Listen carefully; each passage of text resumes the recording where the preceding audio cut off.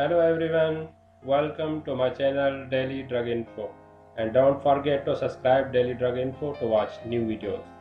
Today I will describe drug Ceftriaxone, its classification, indication, dose, strength, pregnancy status, adverse effect. Drug Ceftriaxone, its classification, third generation cephalosporin.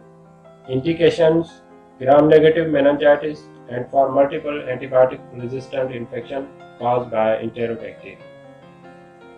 Dose: in adult formulation, dose uncomplicated infections 1 gram to 24 hours IV. Complicated serious infections 2 gram to 24 hours IV.